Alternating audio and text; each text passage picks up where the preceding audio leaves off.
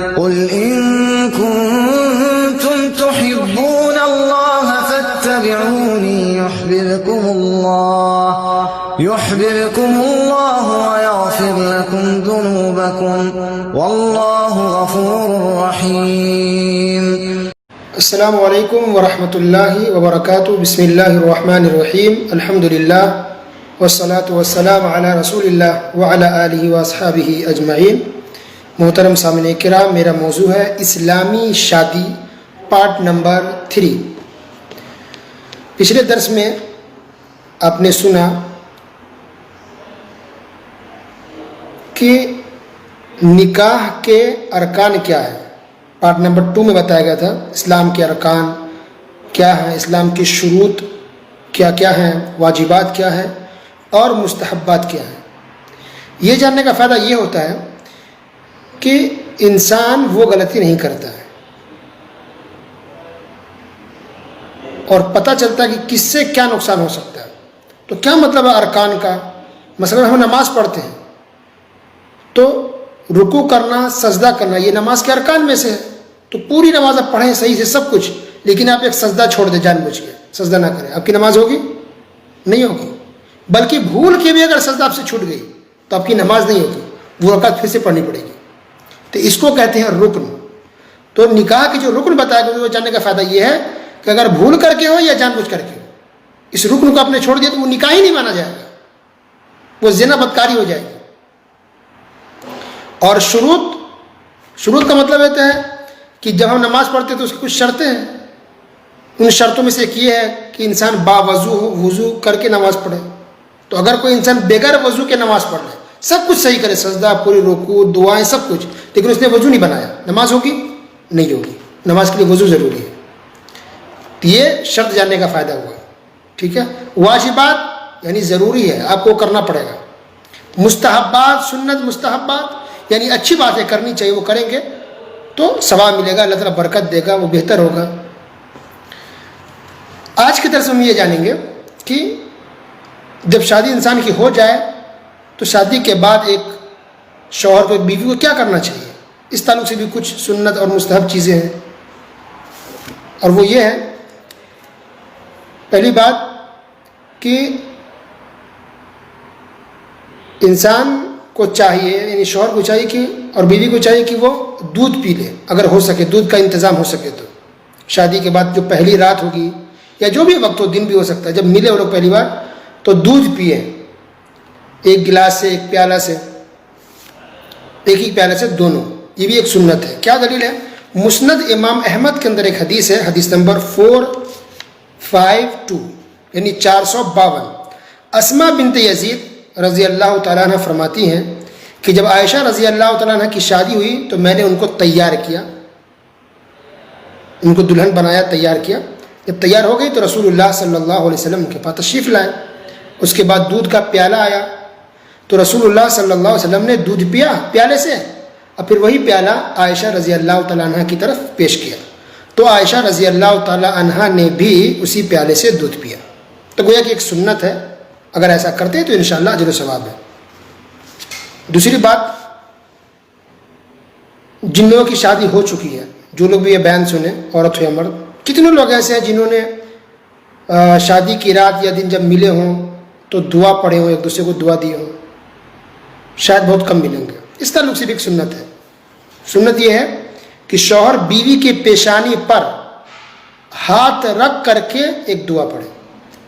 کیا دعا ہے؟ بسم اللہ اللہم انی اسألک من خیرها وخیر ما جبلتها علیہ واعوذ بک من شرها وشر ما جبلتها علیہ. شوہر یہ دعا پڑھے بیوی کی پیشانی پر ہاتھ رکھ کر کے. یہ حدیث کہاں کی ہے؟ سنن ابی داؤد حدیث نمبر 2160 یعنی 2160. حدیث یہ صحیح ہے اور یہ حدیث سنن ابن ماجہ کے اندر بھی ہے. تو ایک سنت یہ بھی ہوئی کہ جب شادی ہو تو شوہر بیوی کے پیشانی پر ہاتھ رکھے، بسم اللہ پڑھے اور پھر یہ دعا پڑھے. اچھا، جن لوگوں کو معلومات نہیں ہے تو بہت مشکل ہو جاتا ہے. ایک مرتبہ ایک شوہر کو معلوم تھا، یہ سنت طریقہ پتہ چل، بیوی کو معلوم نہیں تھا. تو شوہر نے جیسے ہاتھ رکھا بیوی کے اوپر دعا پڑھی تو وہ ڈر گئی اور اس کو لگا کہ یہ شوہر اس کے بعد کوئی جادو کر رہا ہے کہ کیا پڑھ رہا ہے یہ، کیا بڑبڑا رہا ہے یہ ہاتھ رکھ کر کے پیشانی پہ، وہ گھبرا گیا کہ لگتا ہے جادو ٹونا ہو رہا ہے، بتائیے، حالانکہ یہ سنت طریقہ ہے۔ تیسری بات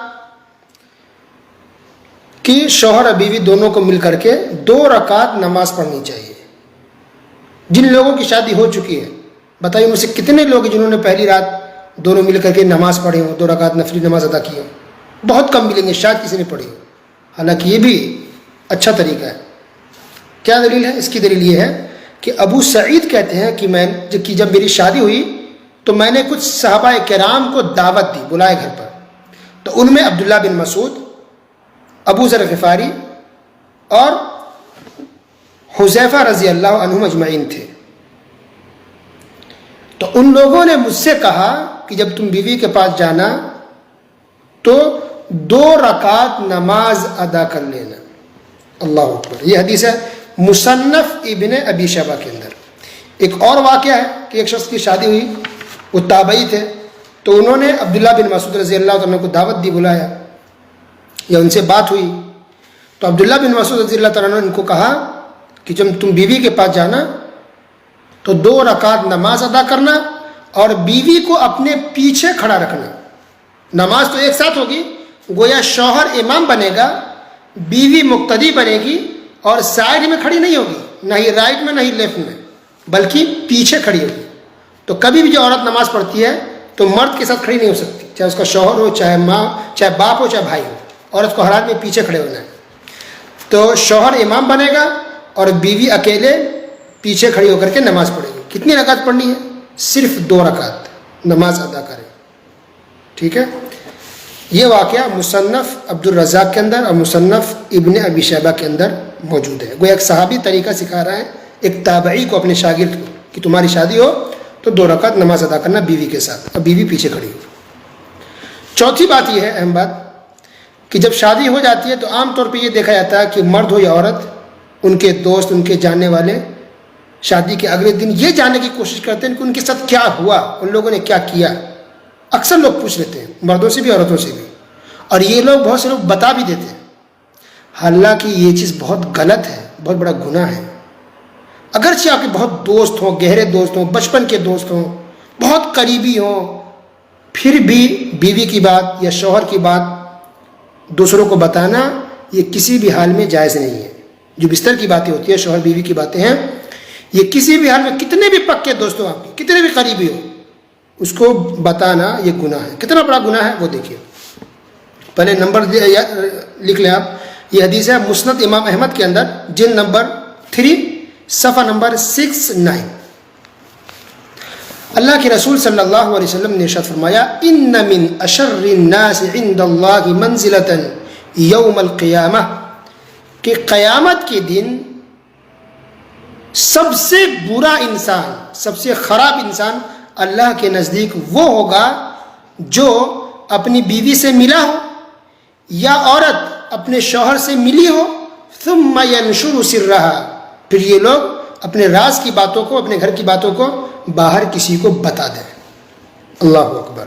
تو عورت بھی، لڑکی بھی شوہر کی بات باہر نہیں بتا سکتی ہے، اور شوہر بھی اپنی بیوی کی بات، یعنی شوہر بیوی کی جو خاص باتیں، وہ چیز باہر کسی کو بھی نہیں بتا سکتی ہے، شوہر نہیں بتا سکتا۔ اگر کوئی بتاتا ہے تو یہ ہے اتنا بڑا گناہ کہ ایسے لوگ قیامت کے دن اللہ کے نزدیک سب سے برے انسان مانے جائیں گے۔ اللہ اکبر۔ تو آج کے لیے بس اتنا ہی، باقی باتیں انشاءاللہ اگلے درس میں سنیں گے۔ اور ایک بات بتائی گئی تھی نکاح کے بعد ولیمہ کی، اور کسی نے پوچھا بھی تھا کہ ولیمہ کس دن کرنا زیادہ بہتر ہے، سنت ہے، شادی کے اگلے دن، 2 دن کے بعد، یا کب؟ تو دیکھیے، اگر سنت طریقہ تو یہ ہے، بہتر تو یہ ہے کہ جس دن شادی ہو اس کے اگلے دن ہی ولیمہ کر دیا جائے۔ آج نکاح ہوا تو اگلے دن نکاح ہوا، مطلب بیوی آپس میں ملے، یعنی دونوں کی ملاقات ہو۔ کبھی ہوتا ہے کہ نکاح ہو گیا لیکن رخصتی نہیں ہوئی، تو جو ولیمہ کا تعلق ہو وہ رخصتی سے متعلق ہے۔ رخصتی یعنی شوہر بیوی آپس میں ملے، ایک ساتھ ہو جائے، بس ایک ساتھ ہونا کافی ہے۔ تو جب رخصتی ہو جائے یا شوہر بیوی آپس میں ملے جس دن یا جس رات کو، تو اس کے اگلے دن ہی ولیمہ کر دیا جائے، یہ زیادہ بہتر، یہی سنت طریقہ ہے۔ اس کی دلیل ہے کہ طبقات ابن سعد جلد نمبر 8 صفحہ نمبر 107 میں ہے، انس رضی اللہ تعالیٰ عنہ نے کہا کہ نبی کریم صلی اللہ علیہ وسلم کی جب شادی زینب رضی اللہ تعالیٰ عنہ سے ہوئی تو شادی ہوئی، اس کی صبح ہو کر کے رسول اللہ صلی اللہ علیہ وسلم نے صحابہ کرام کو دعوت دی، بلایا اور گوشت روٹی کھلایا صبح سویرے۔ آج شادی ہوئی رات میں، تو صبح کل ہو کر کے ہی صبح میں گوشت روٹی لوگوں کو کھلایا۔ تو صبح کا لفظ ذکر ہے، کل ہو کر کے ہی ولیمہ کیا گیا، تو گویا کہ یہ زیادہ افضل وقت ہے۔ لیکن آج کسی کی شادی ہوتی ہے، کل نہیں کر پایا کسی وجہ سے، تو اس کے اگلے دن بھی کر سکتے ہیں، ٹھیک ہے۔ اللہ علیہ بالصواب، بارک اللہ فیک، السلام علیکم ورحمۃ اللہ وبرکاتہ۔